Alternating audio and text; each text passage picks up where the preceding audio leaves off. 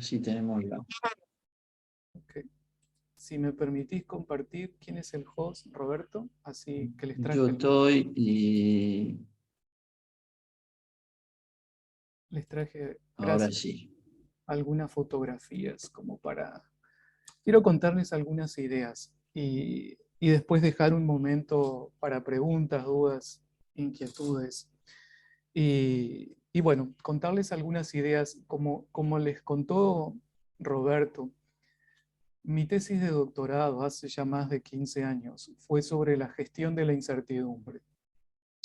En aquel momento era casi como un hippie que se ocupaba de cuestiones filosóficas que no tenían mucha injerencia en la gestión o en la mirada de la vida en general. Y no se imaginan los últimos 2 años con la pandemia, eh, lo que significó para mí, porque desde la India hasta México, hasta Estados Unidos, si ustedes tipean incertidumbre en castellano o en inglés, seguro que sale mi nombre, porque escribí 8 libros y ha sido mi trabajo durante todos estos casi más de 15 años. Desde la física cuántica, la teoría del caos, hasta postulados de la neurociencia, he tratado de ir a lo largo de todos estos años, tratando de abordar qué es y cómo abordar la incertidumbre. Bueno, en los últimos 2 años de pandemia, pareciese que la incertidumbre tomó protagonismo y hoy todo es incierto y no hay congreso, título de revista, libro, lo que sea que no lleve la palabra incertidumbre. Entonces, para mí me parecía una instancia interesante compartir con ustedes, por lo que Roberto me ha contado que están trabajando, cuál ha sido brevemente mi recorrido, mis postulados, y por qué realmente la educación tiene una gran deuda a la hora de abordar la incertidumbre. Básicamente porque hace más de 4 siglos que nos preparan para mundos con certezas, para mundos lineales, para mundos en los que se puede predecir con absoluta precisión el devenir de nuestros días. Y yo creo que la pandemia lo que ha dejado, justamente más allá del dolor de una situación tan difícil, de las pérdidas físicas o intelectuales o de proyectos, es la gran enseñanza de cómo abordar mal un problema complejo, desde una mirada lineal, lógica y medieval. Si ustedes todos sufrimos los meses de encierro, que es un remedio medieval frente a un problema muy complejo en el siglo XXI. Entonces yo traje algunas fotografías como para mí compartir metafóricamente algo más significativo y creo que cada uno de ustedes puede resonar de acuerdo a cómo va su camino, su investigación y conversamos en el tiempo que tengamos disponibles. Esta fotografía a mí me parece sumamente interesante, si ustedes ven ahí cómo hace esa plantita para encontrar un lugar de crecimiento en medio de ese muro que parece inexpugnable, que parece rígido, y cómo hizo para explorar y encontrar ahí la luz, el aire que necesita para empezar a crecer. De alguna manera, ese es para mí el gran desafío hoy, cómo encontrar oportunidades de crecimiento en un mundo que no presenta, ni actualmente ni hacia escenarios futuros, mayores certezas de cómo se va a conformar. Entonces, algunos primeros apuntes para compartir. Miren, les dejo esto. Quizás para algunos de ustedes eso es un garabato. Otros, no sé cómo, por dónde viene su formación, le encontrarán sentido. ¿Saben qué es eso? Bueno, ese es el principio de incertidumbre. Esa es la formulación matemática de la incertidumbre. Eso es 1925, Werner Heisenberg, el físico alemán, que le da forma matemática a la incertidumbre. Por supuesto que no es lo que sentimos nosotros íntimamente cuando sentimos incertidumbre. Pero ¿por qué esto fue importante? Porque le dio un estatus matemático a algo que había sido de alguna manera subestimado, relegado, eh, desvalorizado en las ciencias físicas. Y por otro lado, fíjense, desde 1925, las ciencias más duras están abordando la incertidumbre. Esto generó históricamente un gran lío en la física, que algunos dicen que todavía no se ha cerrado esta brecha, y que pretende en cierta medida la teoría de las cuerdas cerrar. Ahora bien, ¿qué significa la incertidumbre para nosotros que podemos tener un abordaje no desde la matemática y desde la física? La incertidumbre es el encuentro con el vacío, es el encuentro con la falta de referencias, es el encuentro con la imposibilidad de predecir con certezas cómo va a desarrollarse el curso de los acontecimientos. ¿Y por qué esto es importante? ¿Qué decía Werner Heisenberg aquí? ¿O qué quiere decir este garabato? Quiere decir que la realidad tiene mucho que ver con el filtro o el modelo o el paradigma con el cual uno la mira. Concretamente, él decía, si nosotros vemos la luz como onda, no la vamos a ver como partícula. Si la vemos como partícula, armamos todo un instrumento para verla como partícula, no la vamos a ver como onda. Matemáticamente está diciendo que la realidad con la que abordamos tiene mucho que ver con lo que definimos y con los instrumentos con los cuales definimos la realidad que abordamos. Entonces, aquí hay un punto que me parece fundamental. La incertidumbre no tiene signo, aunque la suframos y aunque nosotros la carguemos muchas veces de desesperanza, la incertidumbre simplemente es la imposibilidad de predecir. Ni siquiera es un estado emocional, es un estado cognitivo. ¿Un estado cognitivo de quién? De quien se para frente a la realidad, la mira y no encuentra referencias para poder trazar los próximos pasos. Este es un punto clave desde el punto de vista de quienes abordamos grupos humanos. Vuelvo a repetirles, la incertidumbre no tiene signo, no es ni positiva ni negativa, es simplemente la imposibilidad de predecir. No carga con emociones. Las emociones las colocamos nosotros a la hora de dar los próximos pasos.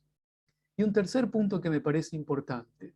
La incertidumbre aparece cuando alguien mira y traza perspectivas sobre la realidad. Estamos rodeados de situaciones complejas y muchas de las cuales no nos generan incertidumbre. Me acuerdo rápidamente, así una anécdota, al principio de la pandemia, de un señor en Patagonia, en el medio de la Patagonia, en el medio de ese vasto eh, desierto patagónico, que su único contacto con la realidad era una radio antigua, a transistores, con baterías, con pilas. Y el señor en febrero se le terminaron las baterías de la pila, de la radio. Ni se enteró de la pandemia. Hasta 2 meses después que llegan los agentes sanitarios a decirle los cuidados, los protocolos, el mundo ya estaba dado vueltas con la pandemia y todo era un caos hacia abril del 2020. Y el señor no tenía cero incertidumbre al respecto. Sus incertidumbres eran otras, el pastoreo, el clima. Entonces, aquí hay un punto clave, la incertidumbre va a aparecer al momento de la observación. Estamos rodeados de situaciones, muchas de las cuales no nos generan incertidumbre, porque nosotros no trazamos curso de acción sobre eso. Rescatando esta fórmula de 1925, a mí me pareció interesante al menos plantearles estos aspectos. Y los voy a presentar luego en un modelo más concreto. Los problemas no son inciertos. La incertidumbre es nuestra, siempre y cuando miramos y trazamos curso de acción, buscamos perspectivas y no las encontramos. Entonces aquí creo que hay tres grandes desafíos para la educación, tres grandes ejes a explorar en cómo le pega la incertidumbre a la mirada de la realidad, que en definitiva la educación o cualquier proceso educativo, más formal, menos formal, lo que brinda es una forma de mirar la realidad. Es un modelo desde el cual mirar la realidad. El primer impacto es epistemológico, como les decía antes, que es aprender a vivir con la inestabilidad. No fuimos educados para la inestabilidad, ni lo seguimos siendo. No fuimos educados para lo impredecible, no fuimos educados para los altos y los bajos, aunque somos latinoamericanos y aunque somos argentinos en muchos aspectos estamos acostumbrados al caos, pero formalmente e informalmente nadie nos educó, nos preparó para lo inestable. El segundo aspecto es emocional, que también creo que es una gran enseñanza dolorosa de la pandemia, que es aprender a convivir con la fragilidad de nuestros modelos, con la fragilidad de nuestros saberes, lo cual ahí la incertidumbre abre a una gran posibilidad de buscar formas de integrar otros saberes, otras miradas, y no excluirlas.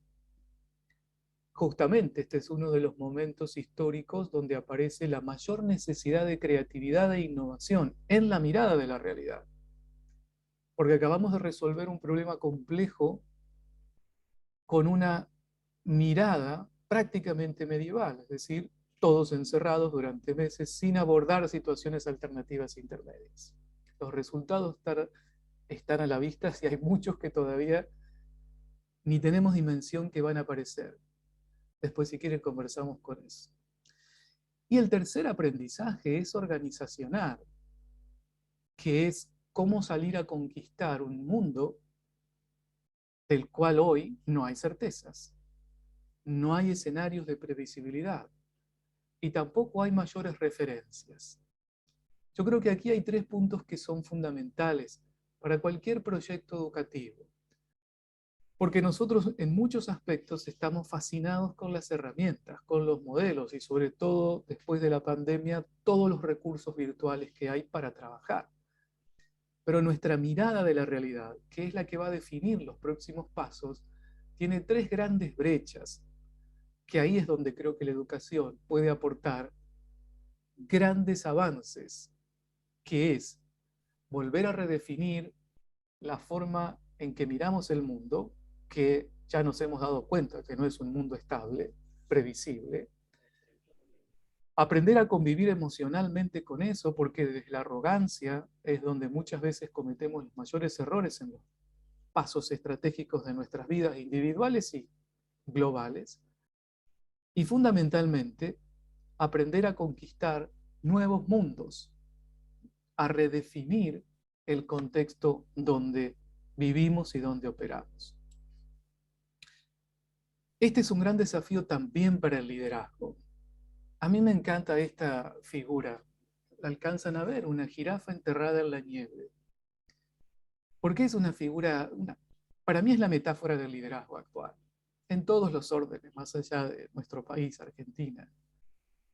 Porque este es un bichito, bueno, un mamífero grande, que se preparó o que tiene un proyecto estratégico en su ADN para vivir en un territorio, la sabana, con calor, donde pueda correr con sus patas largas y llegar a su alimento, y de pronto le cambió el contexto y está enterrada en la nieve. Por eso miren con qué cara de desconcierto nos mira. Y no solo está enterrada en la nieve, sino que cada paso que da se entierra mucho más.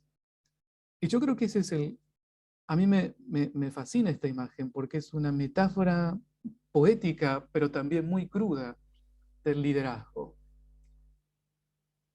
de abordar un nuevo contexto desde una concepción tan rígida y tan dura que nos estamos enterrando en la nieve.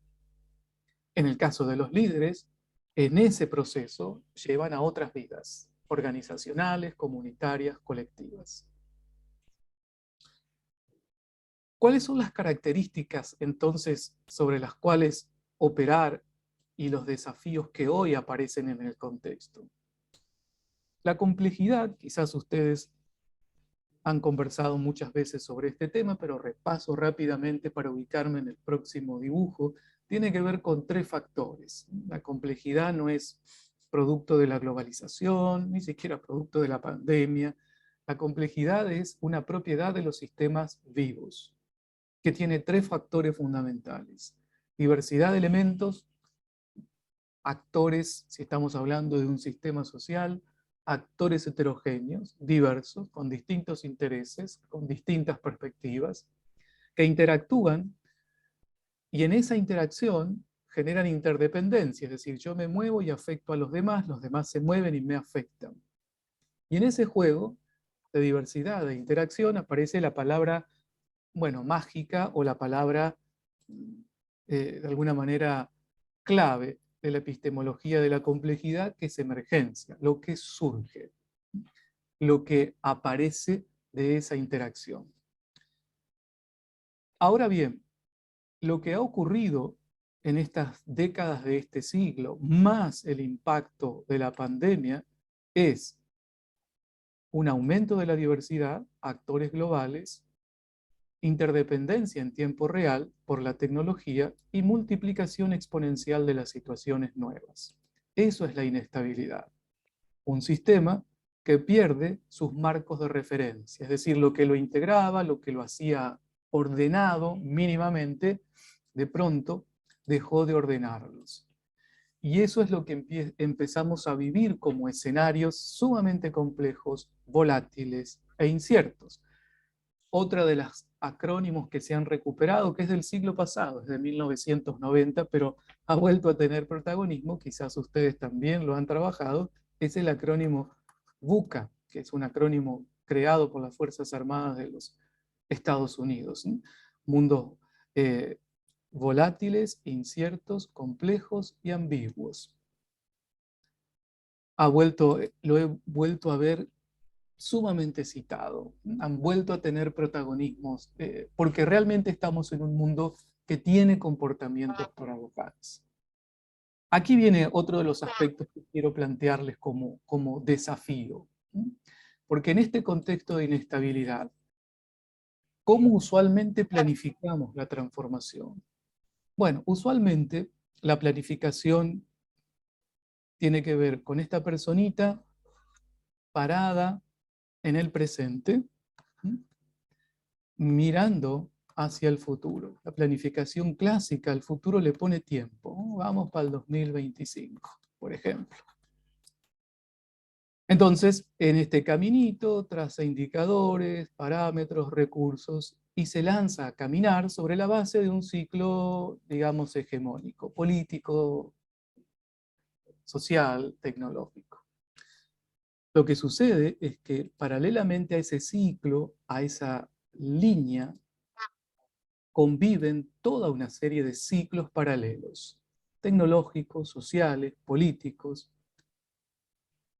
sanitarios, como el que acabamos de vivir, meteorológicos. Y mientras estos ciclos no se crucen con mi línea, no hay problema. Están en la periferia. El problema es cuando se empiezan a cruzar. Y eso genera lo que inicialmente en termodinámica de segundo orden se llamó puntos de bifurcación, y que también la administración lo tomó, y justamente genera puntos en los cuales se empiezan a bifurcar, y lo que yo creía que era un camino derecho hacia el 2025 es un enredo del cual no tengo certezas de cuál puede ser el próximo paso. Entonces, esta personita aquí, mirando la vida en línea recta, puede tener toda la tecnología del mundo del siglo XXI, puede tener presupuesto favorable, pero su mentalidad es del siglo XVII. Esto es Newton, tiempo lineal, determinista, previsible. Y por eso estamos frente al desconcierto de cómo operar con una mentalidad, con un mindset del siglo XVII en este enredo del siglo XXI. Y acá quiero ubicar dos dimensiones que para mí son importantes desde el punto de vista de entrenar a la gente en distintos aspectos, formar a las personas en distintos niveles para enfrentar este enredo. Es decir, tenemos que actualizar más de 5 siglos en esta posibilidad de qué recursos les damos para un nuevo mundo.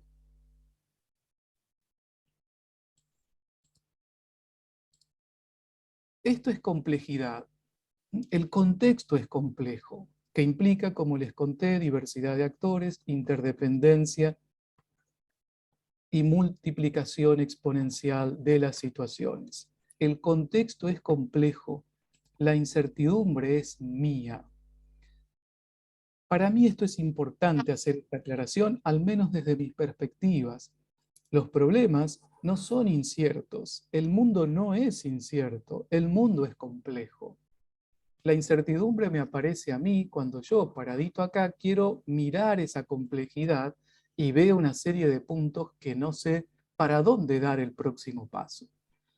Estas dos dimensiones para mí son sumamente importantes porque aquí hay un gran desafío de cómo la educación entra a gestionar o a enseñar a gestionar la incertidumbre. Uy, perdón.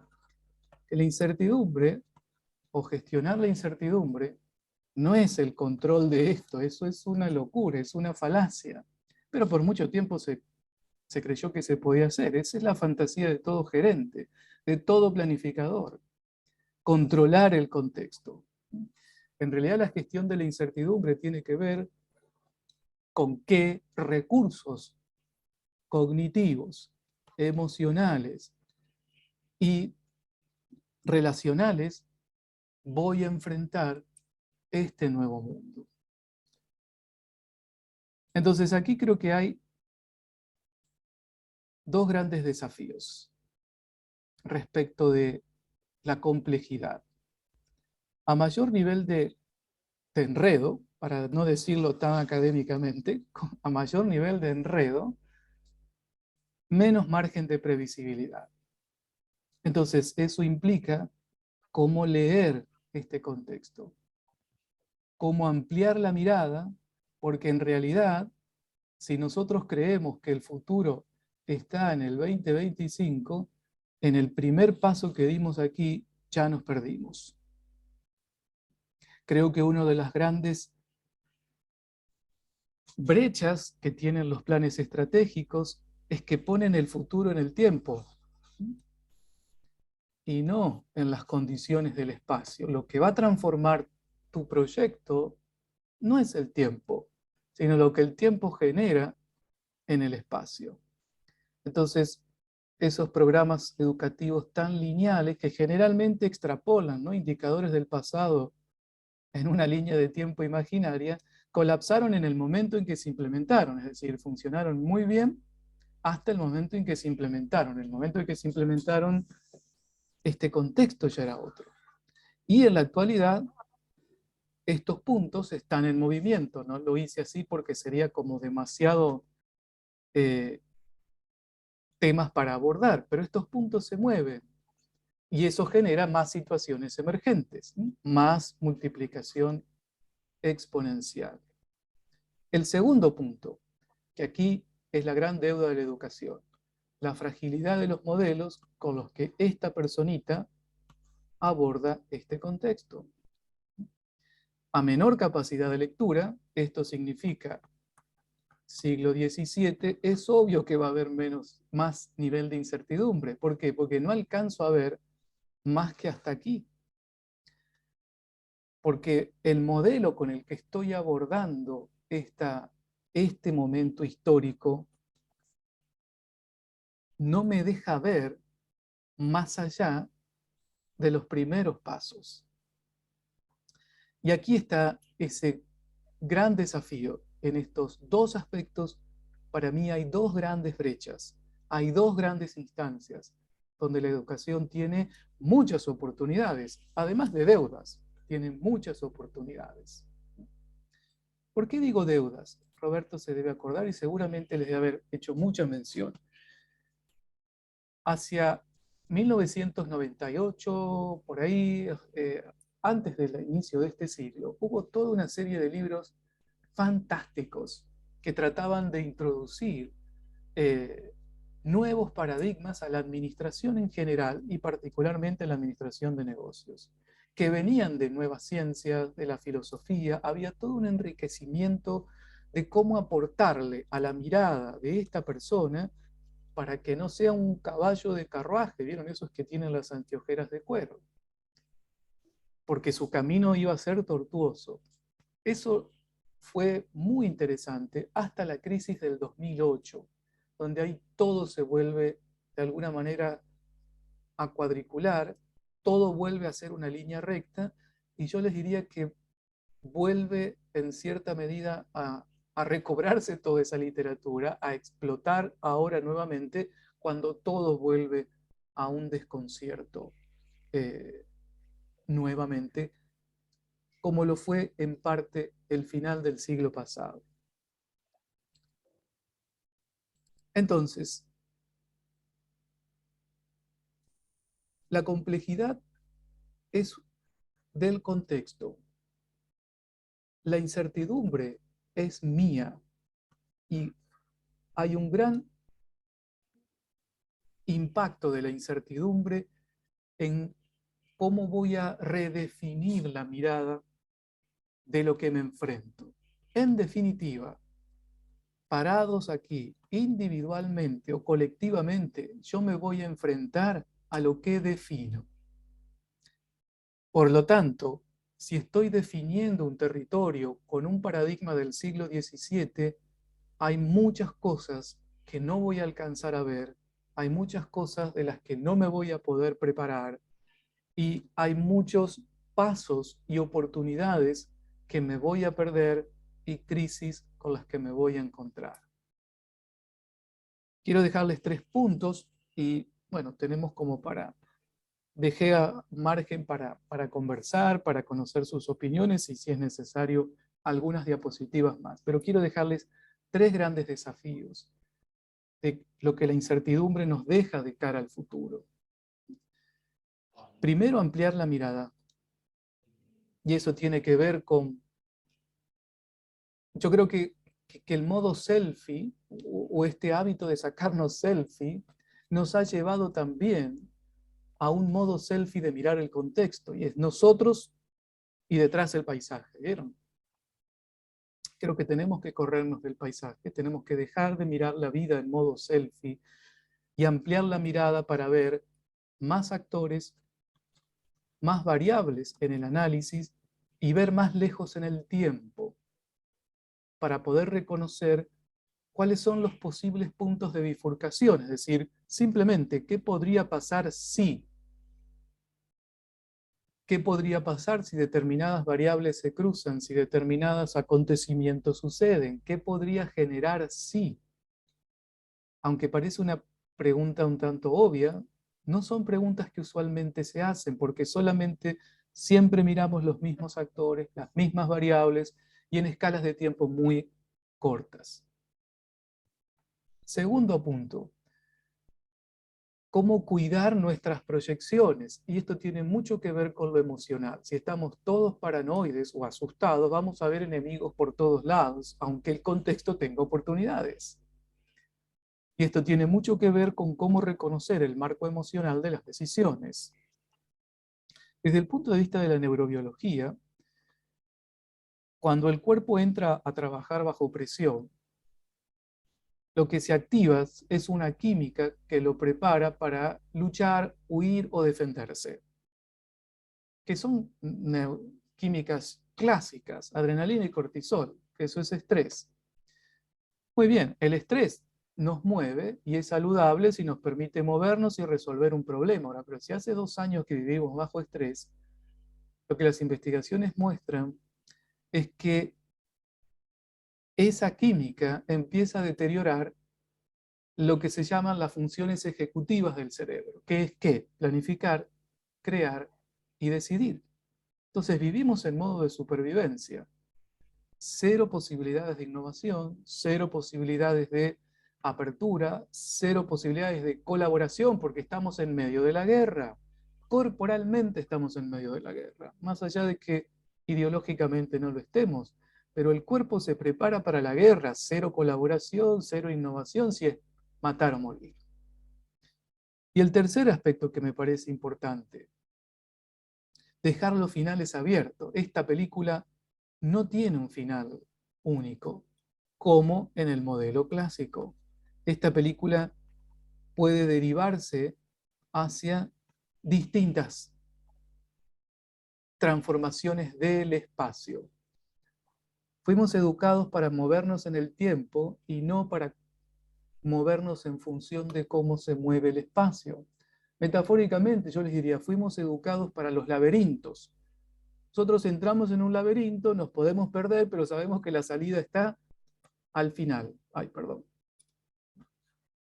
En realidad, lo que estamos atravesando hoy son arenas movedizas, y por eso estamos como la jirafa del principio. Entonces, quería dejarles estas ideas en este tiempo. Bueno, creo que tenemos un tiempo como para compartir ahora sus primeras percepciones, sus dudas, sus inquietudes, de lo que para mí ha sido el trabajo de todos estos años.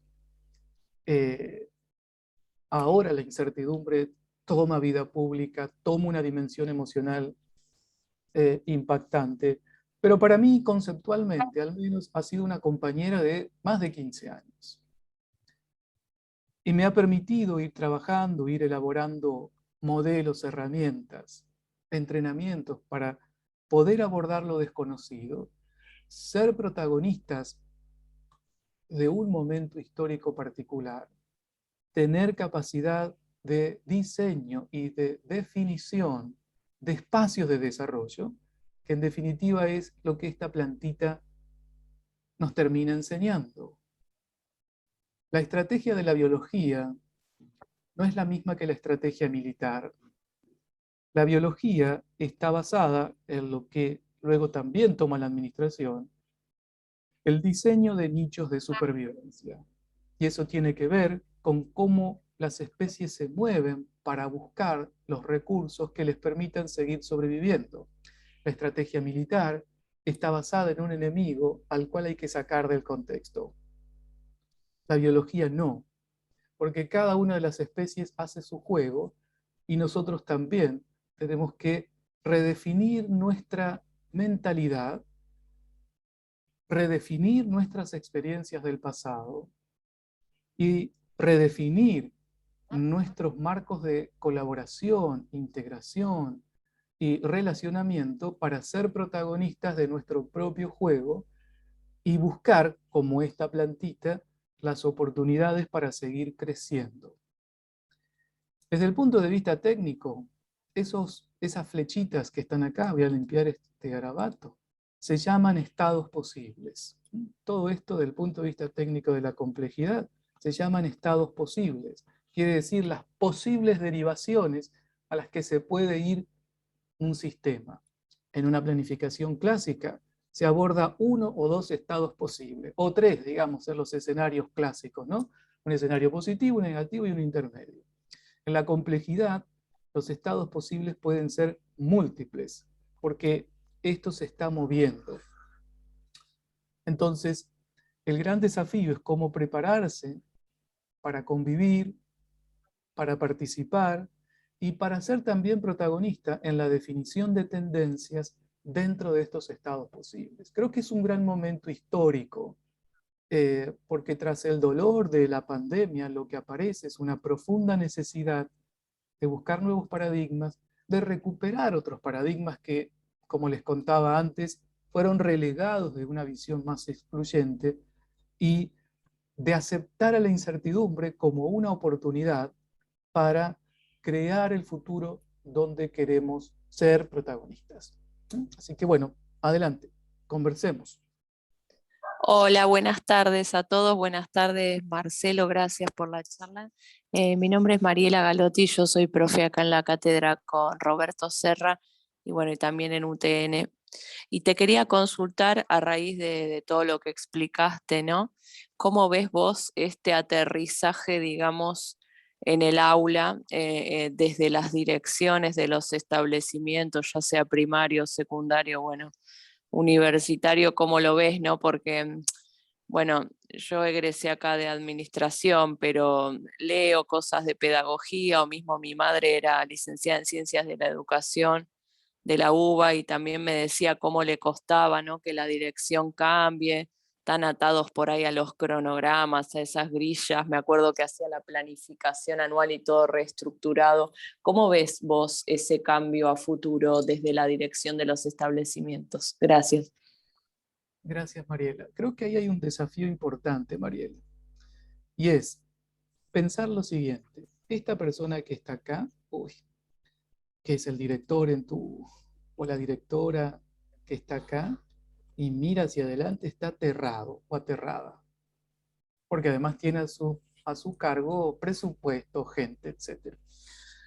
Entonces, no le podemos pedir que lo aterrice rápidamente, aunque tiene urgencias y aunque entiende las urgencias. Entonces, creo que uno de los puntos fundamentales que lo puede aterrizar es aterrizando a escalas. No se puede hacer un cambio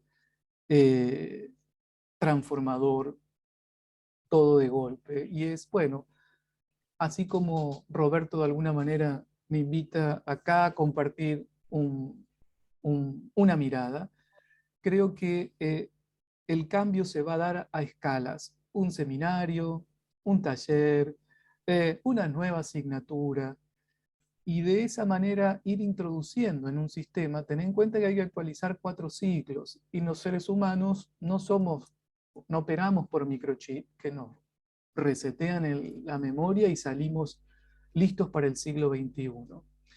En el medio hay emociones en nosotros, y las emociones es química que conecta lo que después va a ser lo que pensamos, lo que sentimos. Desconectar las emociones lleva un tiempo, y creo que ese tiempo se puede trabajar a escalas, porque frente al miedo, la gente acá conoce, sabe y siente la necesidad, pero si tiene miedo, va a seguir haciendo lo mismo de siempre. Entonces, ¿cómo encontrar escalas donde poder innovar? Un taller, una asignatura, una charla, un grupo de estudios, y que esa escala permita ir creciendo y luego materializándola operativamente en algunas herramientas. Eso permitiría, de alguna manera, que el sistema escuela, que el sistema inclusive aula, pueda ir incorporando lo nuevo paulatinamente y lo pueda ir digiriendo, por decirlo de alguna manera, eh, dentro de sus propias reglas. Porque si no lo agobiamos, y a esta persona que está acá la enfrentamos a un abismo. Entonces, ¿cómo ser artífice de recursos para que pueda también la persona, la institución, el aula, el grupo de profesores, ser protagonistas también de sus propias reglas para enfrentar lo nuevo? Entonces, ante tu pregunta, yo veo escalas de implementación sobre una perspectiva futura, que ese es el punto más difícil. Para mí no está basada en el tiempo, es decir, plan educativo 2025, sino un plan educativo basado en un propósito, en el cual el tiempo, para mí el tiempo no es estratégico, el tiempo es táctico. La estrategia define mi razón de ser, no cuándo va a ser. El momento en que yo le pongo a mi estrategia, ¿para dónde vamos? Vamos para el 2025. ¿Y qué vamos a hacer? No sé, vamos para el 2025. La hipotequé inmediatamente. Entonces yo creo que el punto fundamental es volver a redefinir un propósito con valor, y desde ahí volver hacia atrás y establecer tiempos, indicadores y posibilidades, sin dejar de pensar en la cultura que va absorbiendo lo nuevo, porque de lo contrario lo nuevo abruma y la gente vuelve a lo viejo. A ver, Tommy. Clarísimo, gracias. Gracias. Perdón, enseguida le doy la palabra. Aunque lo viejo sea disfuncional, doloroso y sintomático. Esa es la paradoja del ser humano. Estamos enterrados en la nieve, pero seguimos caminando. Sí, adelante, por favor. Perfecto, gracias Marcelo. Comparto como Mariela, estuvo muy buena la presentación y lo que nos compartiste. Tenía una consulta para hacer. lo estamos viendo desde la perspectiva de una persona, desde como lo que puede ver uno. Ahora bien, ¿qué herramienta puede usar una persona cuando la incertidumbre la tiene otro? La tiene un compañero de equipo, en un trabajo, en la facultad o demás, en cualquier ámbito, como para transmitirle esto, decir, bueno, nos cambiaron las reglas de un día para el otro, nos tenemos que volver a acomodar, pero cómo desde algo más emocional, cómo gestionarlo y cómo ayudarlo, ¿qué herramientas se puede dar? Lo primero que me parece importante, Tomás, es que vos también tenés la incertidumbre. La única forma de no tener incertidumbre, chicos, eso se lo digo como psicólogo, es ser psicótico y estar delirando. ¿Qué quiere decir eso? No se lo digo como un chiste. No sé si ustedes habrán escuchado alguna vez a una persona en estado de delirio. Los más viejitos como yo, bueno, ahora pueden buscarla en Netflix, pueden ver la película Hombre mirando al sudeste. Una película emblemática del cine argentino. Porque como veo que muchos de sus rostros, casi todos son jóvenes, probablemente nunca vieron Hombre mirando al sudeste. Pero la pueden buscar en Netflix. O a veces en Buenos Aires pueden ver, sobre todo las personas que viven en estado en la calle, gente con trastornos psicóticos. O a veces algunos jefes también están en estado de delirio. ¿Cuál es la característica de la persona en estado de delirio? Tiene certezas absolutas. Entonces uno toca su discurso y su discurso es perfecto, no tiene fisuras. El resto de los mortales tenemos muchas fisuras. Y esa fisura es la incertidumbre. Entonces, yo creo que ahí el planteo que estás haciendo, Tomás, es muy interesante porque entonces como líder, el primer punto que tenés que tener en cuenta es que vos acá tenés una fisura importante en tu mirada y vas a ir hacia otros tratando de crear una mirada colectiva mucho más integradora y amplia. Ese es un punto fundamental y creo que transforma el liderazgo, en el cual el líder pasa a ser una persona que articule miradas para crear una mirada colectiva. No la persona que asimétricamente dice, vos tenés que mirar así. Eso ocurrió en el siglo pasado. Y hasta el siglo pasado funcionaba, que era el líder que pegaba 4 gritos y el resto de la gente se alinea. Hoy el líder pega 4 gritos y la gente sabe que no vamos hacia ningún lado. Entonces, desde esa posición donde vos también como líder te estás planteando esas brechas que tiene la mirada, tu mirada, convocás para construir una mirada colectiva. Eso Edgar Morin, el teórico de la complejidad, dice, ¿cómo paso del universo, de un universo, al multiverso? Vos tenés que ser artífice del multiverso, no podés abordar ese enredo de puntos rojos con un universo, es decir, con una lógica. Eso fue la pandemia, el abordaje de un problema complejo desde la lógica de los epidemiólogos, nada más. Bueno, del universo de los epidemiólogos. Eso es lo que hoy estamos viviendo hoy como consecuencia. Entonces es importante eso, Tomás, porque eso implica una redefinición de tu posición de líder. Vos también tenés fisura como líder, vos también tenés incertidumbre, también estás atravesado por adrenalina y cortisol acá. La puedes tener clara, 5 maestrías, 8 doctorados, pero estás atravesado por química y desde ese lugar sos artífice de que algo nuevo pueda ocurrir como mirada. Eso es la innovación y eso de alguna manera permite que colectivamente la diversidad de actores y diversidad de edades, diversidad de perspectivas, diversidad de paradigmas, diversidad de formaciones, diversidad de puntos de vista de la vida, de género, etcétera, puedan abordar una vida compleja. Yo no puedo abordar la complejidad desde la simplificación. Y creo que ese punto que estás planteando es muy importante para eso. Tenés que ser artífice de una mirada colectiva que sea más amplia para abordar problemas muy complejos. Perfecto. Buenísimo. Gracias, Marcelo. Toribio. Hola Marcelo, soy Toribio Honores. Bueno, Hola. primero que nada agradecerte, me pareció increíble con la simplicidad y la claridad con la que explicaste conceptos súper difíciles, por lo menos para mí. En un momento mencionaste un modelo mental del siglo XVII y que no podemos, bueno, abarcar los problemas con este modelo mental. Quería preguntarte, que vos me imagino que tenés un montón de herramientas y te capacitaste en un montón de lugares, si podías darnos así como autores a leer o algo bien concreto para formarnos en este nuevo modelo mental de la incertidumbre. Bueno, esa es otra pregunta muy interesante, Toribio, porque no hay ninguno. Es decir, vos vas a ser el artífice de tu propio paradigma, Toribio. El mío, es decir, empecé siendo psicólogo, formado en un momento histórico particular de la Argentina, eso quiere decir psicoanálisis. Después pasé por psicología social, después por sistémica, que es donde más me encaucé y es mi paradigma base.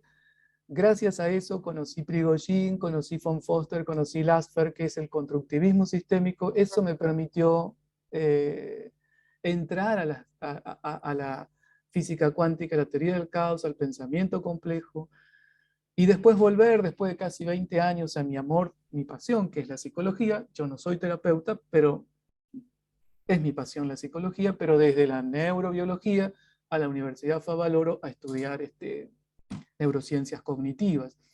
Pero lo que estás planteando a mí me parece importante, Toribio. Vos sos el alquimista, cada uno y cada una de ustedes es el alquimista, porque en definitiva ustedes están ahí como esa personita operando en el contexto. No esperen que el saber venga de otros van a venir referencias. Ustedes tienen que hacer la integración, ustedes tienen que sentirse cómodos operando con un modelo. Particularmente, yo puedo pasar por mi formación personal y por mi ciclo de vida particular desde el budismo tibetano como práctica espiritual hasta las neurociencias cognitivas. Y en el medio me fascina la realidad virtual, y en el medio me fascinan muchas cosas. Entonces, yo creo que la primera mirada es personal, y es ¿qué necesito yo para operar ahí? Quizás vos, Toribio, con tu formación, con tu historia, necesitas cosas que yo no necesité, o necesitas cosas en las que yo te pueda brindar, autores sobre neurociencias cognitivas, autores que desde las neurociencias aportan, por ejemplo, a la mirada de un líder como Daniel Goleman, o otras personas que desde otras perspectivas también aportan. Pero inclusive desde el arte también aportan. Estoy todavía leyendo un libro de una licenciada en arte en los Estados Unidos que le enseña a los profesionales a mirar. Profesionales van desde el FBI, inteligencia, hasta médicos. Entonces, cómo el arte también te permite renovar el paradigma. Pero ahí yo creo que siempre un alumno una vez en una cátedra me dio una metáfora muy linda, que para mí es muy valiosa, es decir, hey, profe, me dice, nosotros somos instrumentos. Si estamos desafinados, hacemos desastre en la orquesta. Bueno, yo creo que sí, ahí, Toribio, nosotros somos instrumentos. Podemos ser instrumentos de cambio, de inspiración, o hacemos desastre porque desafinamos. Entonces, busca cómo estar afinado. Eso no es definitivo. En algún momento de tu vida te nutren algunos autores, algunas perspectivas, en otros momentos otros. Y eso está muy bien. No nos formaron para eso, ¿eh? Nos formaron a que, bueno, hay que leer lo epistemológico de acá, lo educativo de acá, y esto es lo que está de moda. Yo creo que ahí es donde uno tiene que revelarse y ubicarse en sus propias necesidades para ser artífice de un instrumento afinado que permita vibrar de acuerdo a cómo está vibrando el resto del contexto. Como conclusión, busca neurociencias, busca filosofía, busca arte, que es muy inspirador. Y creo que de esa conjunción empiezan a aparecer nuevamente filosofía, nuevas dimensiones. Mi único consejo busca las fuentes. Es decir, si vas a entrar en neurociencias, busca a las fuentes de la neurociencia, ¿no? Los libros que hablen de las fuentes. Si vas a entrar en determinados temas, busca las fuentes, quiénes fueron los que primero la pensaron. Porque si no, hoy, como todo en el mercado, te puedes encontrar con algunos libros que son muy superficiales y que, bueno, con una vela y no sé, una vela y un saumerio, puedes transformar la realidad. Y eso no es así, pero eso es lo que se vende. Entonces, detrás de eso sí puede que haya paradigmas importantes de la física cuántica, de la sincronicidad, de la teoría del caos, pero por eso te digo, mi único consejo es, en la medida de lo posible, ir a las fuentes. Excelente, gracias. Gracias, Marcelo. Tenemos ahora a Luz y después a Facu. Ok. Gracias, Roberto. Bueno, ¿qué tal? A mí me surgen varias cosas. Primero, relacionar esto con lo que vimos de... Se me corta, me parece que voy a apagar la cámara. Sí, sacar la cámara va a ser mejor. Relacionar esto que vimos con la teoría del caos. A ver, ¿se me escucha? ¿Sí? Sí, ahora sí. ¿Se me escucha bien ahí? Sí. Sí. Perfecto. A mí se me vienen a la cabeza tres cosas. Perfecto. La teoría del caos, como pensar esto, que lo único cierto que tenemos es el presente y bueno, y lo que queda a futuro es incierto y bueno, pasa también en la vida personal de cada uno, ¿no? Y ver cómo esta incertidumbre que a mí me resultó interesante porque es verlo de una manera que nunca lo vi en base a esta charla, y la incertidumbre que tiene todo el equipo. Por ahí lo dejamos en el cierre, pero está, yo creo, Marcelo, implícito en todo el equipo o en toda la organización. Bueno, ¿cómo hacer desde abajo para eso? No generar esa incertidumbre o tratar de aportar para que él esté incómodo o detectarlo desde el otro lado, ¿no?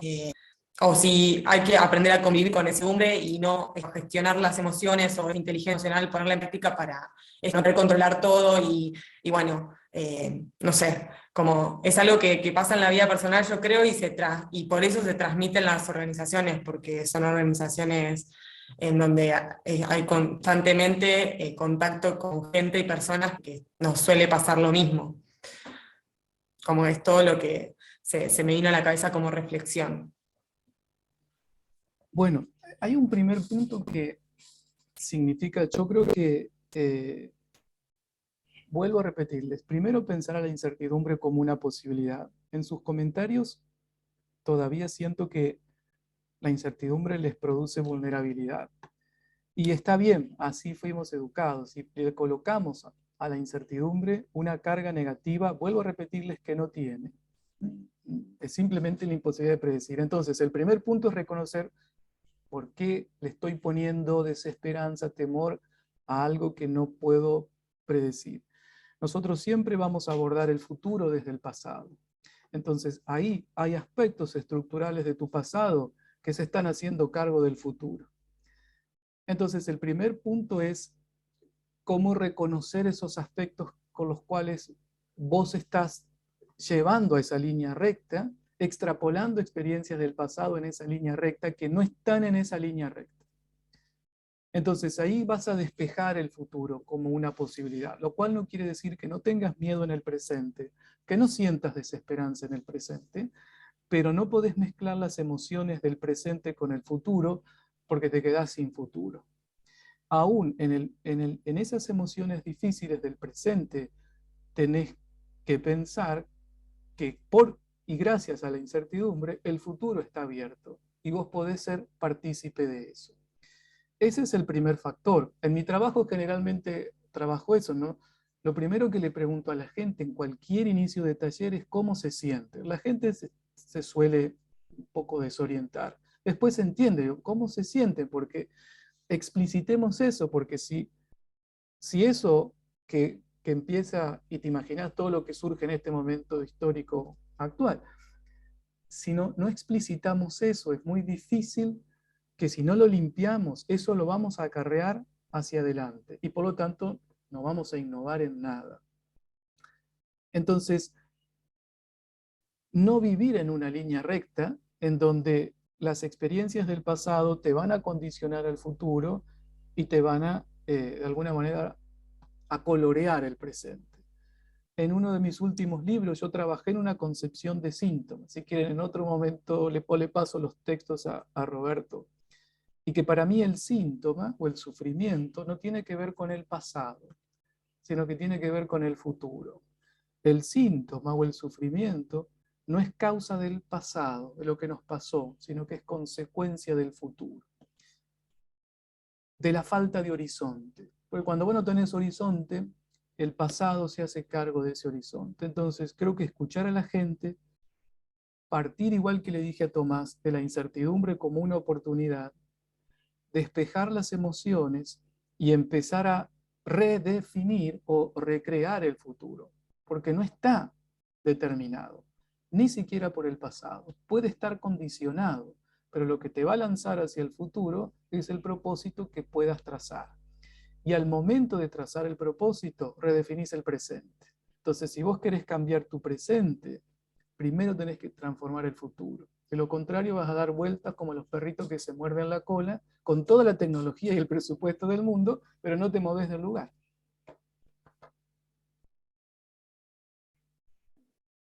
Perfecto, Gracias. buenísimo. Gracias, Marcelo. Facu. Buenas noches, Marcelo. Antes que nada, te quería comentar que me encantó escuchar de la incertidumbre y la inestabilidad desde otro punto de vista ajeno a nuestra propia vida. Y así mencionaste varias veces de la importancia que tiene el protagonismo en nuestras vidas para poder convivir con lo que es la inestabilidad y lo que es la incertidumbre, y cómo esto, al no tener un signo, también significa una oportunidad de crecimiento para nosotros. Ahora, mi pregunta es, en una situación de liderazgo en donde nosotros tenemos un compañero que tiene una forma de ver la vida desde una perspectiva de víctima, ¿qué herramientas o qué approach podemos tener nosotros para que esa persona pueda cambiar esta perspectiva de la realidad? Si vos estás liderando, Facundo, tu responsabilidad no es la vida de tu compañero, sino la vida del sistema. Le podés ofrecer a tu compañero recursos, contrastar perspectivas, pero si vos estás liderando, tu responsabilidad es llevar al sistema, al grupo humano, a la organización, a un nuevo contexto, generar un salto transformacional en ese contexto. Es sumamente importante la pregunta que estás haciendo, es sumamente sensible y generalmente muchas veces por empatía, quienes lideran proyectos se estancan en acarrear a quienes no quieren dar el paso. Y esa no es tu responsabilidad si estás liderando. Tu responsabilidad es llevar al sistema a una nueva forma de vida.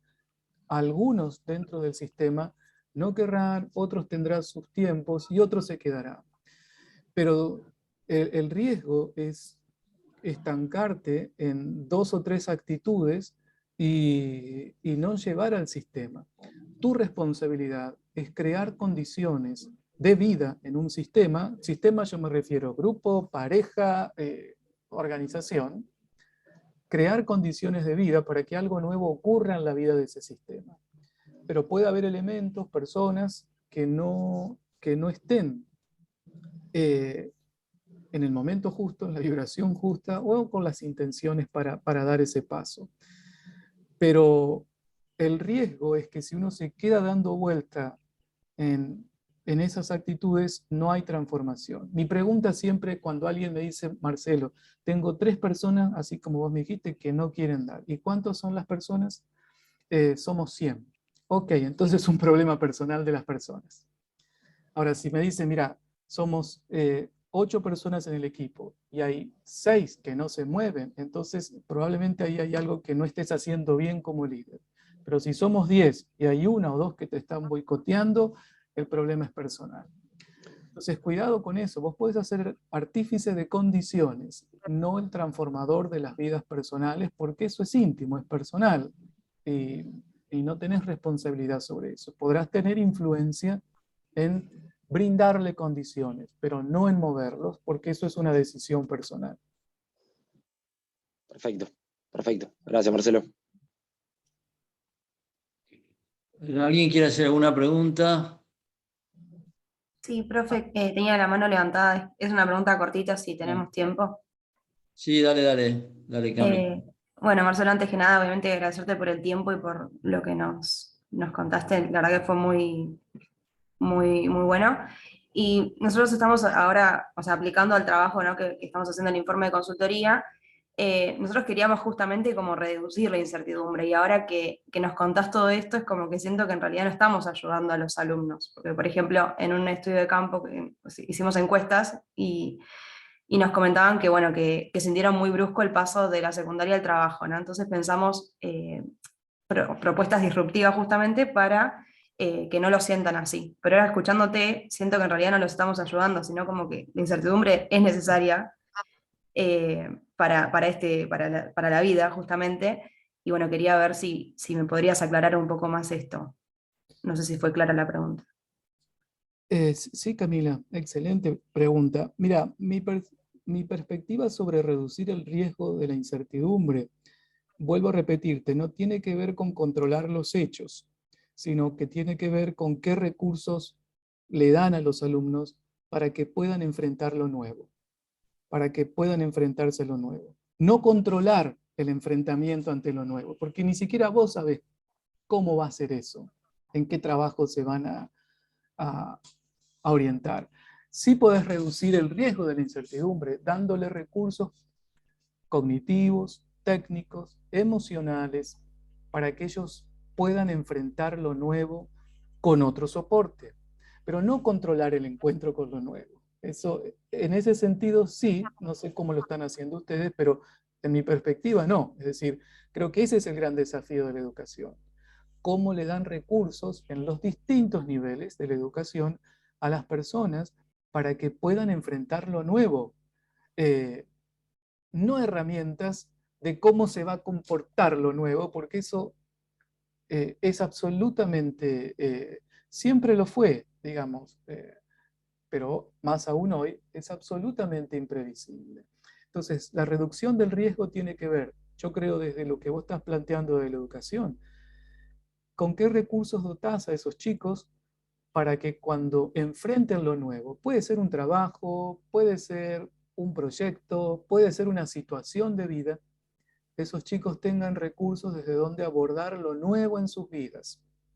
Pero ¿qué va a ser lo nuevo en sus vidas? Ni vos lo sabés, ni ellos lo saben. Perfecto, Marcelo, muchísimas gracias. Gracias. A ver, ¿alguna pregunta más o comentario que quieran hacer? Yo tengo pregunta y comentario, pero primero me interesa si alguno más de los chicos, de las chicas quieren aprovechar el momento y hacer alguna otra pregunta o compartir una reflexión.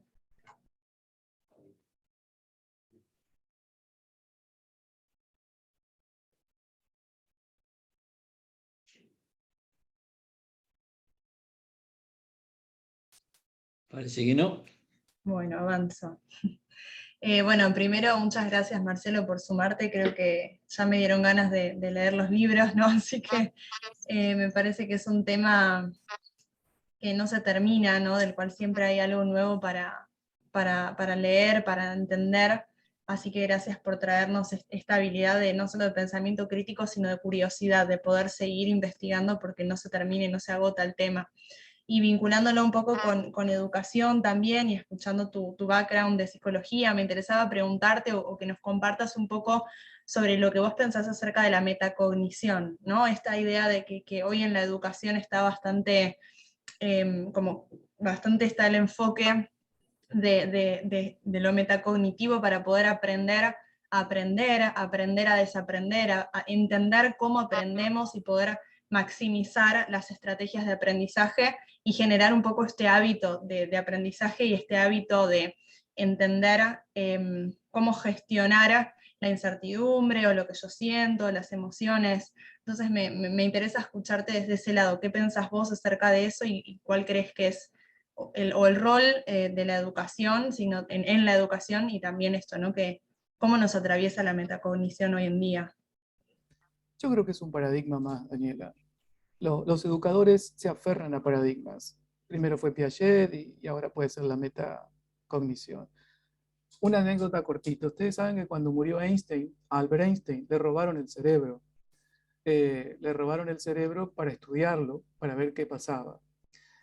Con el tiempo después se lo devolvieron a la familia en frascos de mayonesa. Eso es verdad, inclusive hay documentales sobre eso, y el cerebro de Einstein está desparramado en todos los laboratorios de los Estados Unidos. Quizás ahí, si estás en Chicago, podés encontrar un trozo, una rebanada. ¿Qué encontraron? Nada.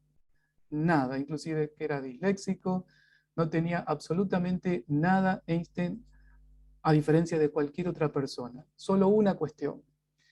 La zona de las neuronas relacionadas con la imaginación para la edad que tenía estaban sumamente desarrolladas, a diferencia de otras personas, lo cual refuerza aquel gran paradigma de Einstein, que la imaginación es más fuerte que el conocimiento. Entonces, todos son paradigmas, pero para mí el motor es la curiosidad, es la imaginación. Todo lo que consiguió Einstein, primero lo imaginó. No sé si tendrán oportunidad de ver una hermosa película que creo que se llama Eddington y Einstein, que es cómo Einstein descubre la teoría, o cómo descubre, cómo imagina la relatividad. Y Eddington, que era quaker, es decir, era religiosamente, no pudo dar un paso más allá, porque cuestionarse a sí mismo como religioso, cuestionar a Newton, era cuestionar a Dios. Y Einstein, en todo su desparpajo, llegó a cuestionarlo. Entonces, son paradigmas. Y yo creo que lo más transformador, y en este momento histórico lo más necesario, es romper los límites de los paradigmas y poder integrar. Eso el mismo Morena hace muchos años decía: ¿cómo importo yo? Bueno, estoy viendo esto de las neurociencias, lo veo desde la química, lo veo desde la administración, pero el educador tiene, yo creo que en todo mi trabajo en educación, en maestrías y doctorados, tiene una gran dificultad, que una vez que encontró un paradigma, se aferró para siempre. Y le cuesta mucho que otro paradigma ilumine a ese nuevo. Y yo creo que es un paradigma más, y para mí son importantes los paradigmas, los modelos, pero hay que ponerlo en territorio, hay que ponerlo en el espacio, porque puede ser que sea útil en determinado espacio y no en otro, y en otro espacio te funcionará un paradigma que no tiene nada que ver con la metacognición, pero inspiró a la gente, inspiró a los chicos, generó curiosidad, y luego verás con qué otro paradigma o paradigmas reconstruís ese proceso. Una de las quizás más, yo no soy experto en nada, pero sí que reconozco que uno de los factores más importantes para mí es ser absolutamente ecléctico, partir de los problemas y desde los problemas juntar qué paradigmas o qué postulados de paradigmas me permiten abordar, mirar y resolver el problema, y no al revés. Porque si no, como decía Henry Ford, cuando tenés un martillo como herramienta, crees que todos los problemas son clavos. Para mí, la educación tiene mucho que ver con eso, y por lo tanto, dependiendo del paradigma en el que está, lee los problemas. Y yo creo que el desafío es al revés: leer el problema en el territorio y buscar desde qué disciplinas y de qué paradigmas o de qué postulados podemos crear un marco de referencia epistemológico para abordar eso. El mayor problema ahí no es cognitivo, es el ego de tener que decir: ah, pero yo soy, y de pronto ya no soy más, porque eso que yo era en el territorio se desarmó. Y yo creo que ese es el gran problema, y por eso para mí me parece que ese es el gran desafío de la educación. Abrir los paradigmas, que se comuniquen entre ellos, que puedan crear, que se integren, pero fundamentalmente desde una perspectiva del territorio, porque si no se elabora dentro de una estructura mental epistemológica que funciona muy bien, pero cuando yo la llevo a la escuela, no hay forma de que funcione en esas realidades. Entonces yo lo miraría solamente como un paradigma, tomaría lo que me resulta útil en determinado contexto y lo podría nutrir desde otros paradigmas a ver cómo funciona. Y creo que ahí es donde le decía a alguno de ustedes, creo que era a Toribio, vos vas a ser la alquimista de los propios paradigmas. Mientras tengas rigurosidad metodológica en la integración es válida. Es decir, vos metodológicamente vas a ser la que crea el marco de referencia en función de soluciones. Yo creo que eso es la epistemología de la complejidad, invierte el abordaje de los problemas. Antes, si yo era veterinario, solo podía ver lo que le pasaba a una vaca y nada más. Y en realidad hoy el abordaje epistemológico es al revés, es la definición del problema primero y luego la complementación con qué paradigmas. Y justamente hoy, en este momento, yo no me aferraría a ningún paradigma, porque todos son construcciones. Y en ese sentido creo que también, como le decía a alguno de sus compañeros, cuanto más diverso y amplio sea el abordaje, más posibilidades de supervivencia tiene esas soluciones en ese contexto. Por lo tanto, la metacognición sola no va a resolver nada, sino se nutre de otras perspectivas. Gracias, Marcelo, un gusto, perfecto. ¿Alguien más quiere hacer algún comentario, pregunta? ¿Alguno de los profesores que esté por ahí también, que he visto varios, que tenga ganas de preguntar algo? Hola Roberto, bueno, yo aprovecho para hacer una pregunta. Buenas noches, Marcelo. Hola, buenas Siempre noches. es un placer escucharte, sos sumamente inspirador, porque no Gracias. solamente das, creo que, respuestas concretas para nuestro entendimiento, sino que nos dejas pensando, y eso es un valor, invaluable. Yo te quería consultar con respecto a lo que vos mencionabas, de redefinir las experiencias del pasado, ¿no? Creo que eso es algo y que, como bien mencionabas, es algo condicionante y que creo que muchas veces es lo que nos hace enterrarnos, ¿sí? Como la jirafa. Desde nuestra introspección personal, ¿qué preguntas tendríamos que tratar de hacernos para tratar de redefinir esas experiencias que tuvimos y que no nos condicionan? Para mí es simple, Vanessa, y es, si el pasado sigue presente en mi vida, ¿por qué lo sigo necesitando? ¿Por qué el pasado no quedó en el pasado? Si el pasado sigue vigente hoy, es que lo estás necesitando. Está cumpliendo una función. ¿Cuál es la función? La precariedad de tu futuro. Entonces, ¿qué verbos ensayás para moverte hacia el futuro? Para mí ahí hay un gran desafío. También nosotros, como cultura argentina, somos una cultura que mira hacia el pasado, que no es así en otros países, ¿eh? El idioma también nos condiciona, y el uso del idioma que hacemos nosotros, particularmente en nuestro país, Argentina. Entonces, ¿cuál es la función del pasado en este momento de tu vida? ¿Y por qué está presente el pasado? Y ahí vas a poder entender que si está presente es porque lo seguís necesitando. ¿Para qué lo seguís necesitando? Ese será el camino introspectivo. ¿Cómo hago para transformar esa experiencia? Encontrando un nuevo horizonte en el futuro. Transformando los verbos. Hay verbos que te llevan al pasado y hay verbos que te llevan al futuro. Al pasado te lleva, bueno, curar, perdonar, sanar, recomponer, y hacia el futuro soñar, planificar, crear, ensayar. Entonces, yo creo que ese es Ese es un punto de desafío. Si vos te encontrás hoy con el pasado vigente, es porque está cumpliendo una función en tu presente. Y esencialmente eso tiene que ver con la carencia, la precariedad del futuro. Frente a la precariedad del futuro, el pasado reina en el presente. Perfecto, Marcelo, muchísimas gracias. Sí, buenísimo, buenísimo ese tema porque creo que yo permanentemente me enfoco en todo lo que es futuro y creo que es lo más importante. Cómo creo algo, cómo invento algo nuevo, cómo rompo un paradigma que existe, ¿cierto? Y eso creo que es muy aplicable para la educación. Tenemos que romper los paradigmas, crear otras cosas y empezar a imaginar. El trabajo que tienen que hacer ustedes es imaginar cómo podría funcionar algo en el futuro.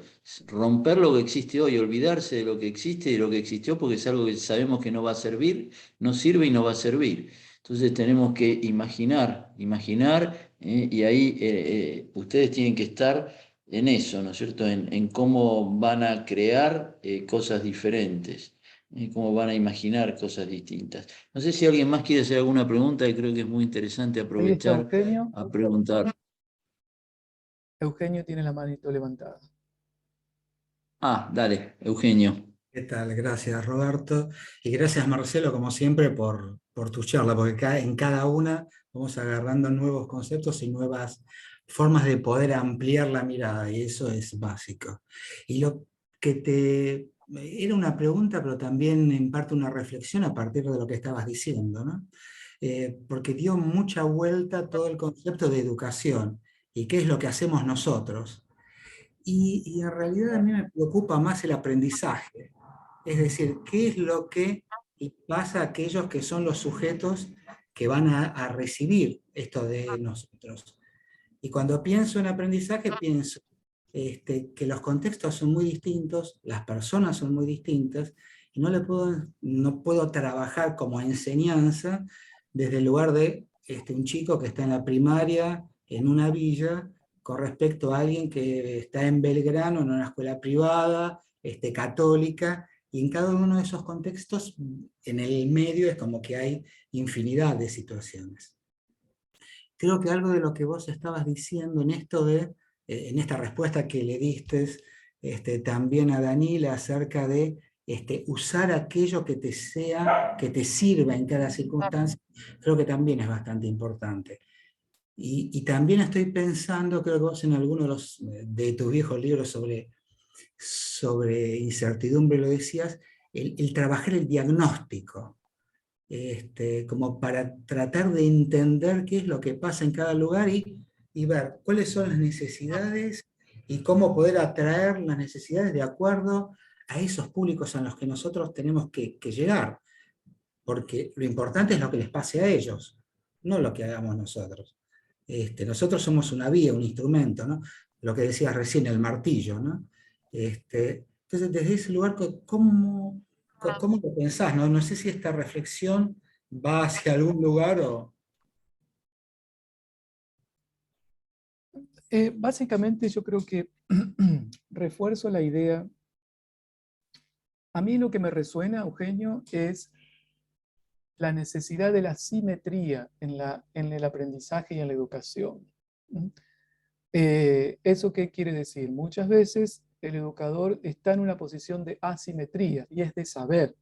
Yo tengo el saber y lo transmito. Y en realidad creo que lo que a mí me parece o me hace resonar tu planteo es la necesidad de una simetría en cualquiera de los niveles. Lo que yo vengo a compartir aquí es una experiencia, no un saber, porque eso se mueve y queda obsoleto con el tiempo. Pero en ese compartir, rescato el saber de las otras personas. Entonces, eso para mí ha sido importante. Yo he trabajado mucho en el sector agropecuario en toda Latinoamérica y es muy notorio cómo en el caso del INTA, Corpo ICA o cualquiera de las instituciones de tecnología agropecuaria, todo lo que tiene que ver con transferencia de tecnología siempre lo pone a alguien en la posición de saber y al resto en sujetos que van a recibir ese saber. Y a mí lo que me resuena de tu intervención es, un gran desafío es cómo generamos situaciones de construcción de nuevos saberes, donde yo tengo algo para compartir que tiene que ver con lo que estudié, con lo que me interesó, pero del encuentro podemos justamente hacer emerger algo nuevo y diferente que tenga sentido para la vida de esas personas, porque a mí me parece que la gran crisis de la educación en todos los niveles es que lo que uno recibe en una posición más de alumno no tiene sentido con su vida cotidiana en muchos aspectos. Mucho más en los aspectos más bajos de los niveles educativos, o sea, en los más chiquititos. No le encuentran sentido. Y creo que ese es el gran desafío. ¿Qué sentido tiene esto en mi vida?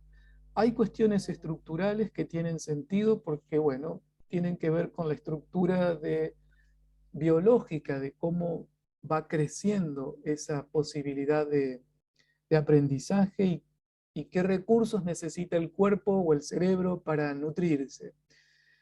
Pero eso, sin algo que tenga sentido en mí, sin algo que me haga vibrar, seguramente me lo voy a olvidar en cuanto suena el timbre o cuando termina la hora. Entonces yo creo que el primer punto clave de un educador es ser artífice del encuentro. El encuentro con los demás que permite crear algo nuevo. Y que eso que compartimos pueda tener sentido en la vida de esa gente. Porque eso va a abrir el motor para seguir explorando, seguir buscando y también darle la oportunidad a los alumnos de que puedan romper, quebrar, explorar y ser artífices ellos también de sus propios recursos, de sus propios paradigmas. Cuando el educador se pone en una posición de saber en cualquiera de los niveles, bloquea la posibilidad de que los alumnos exploren, busquen, puedan crear, puedan imaginar nuevos mundos, que es, yo creo que para mí es el núcleo de la educación.